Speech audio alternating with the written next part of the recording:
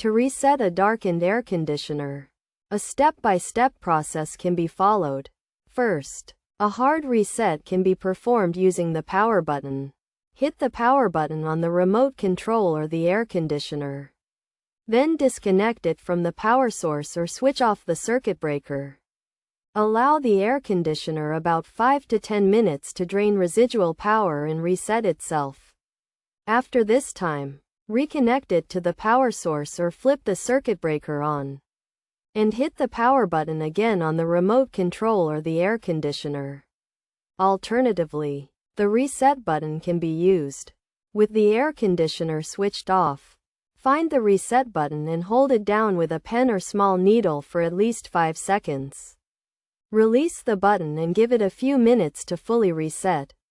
Finally, hit the power button on the remote control or the unit to switch the air conditioner back on.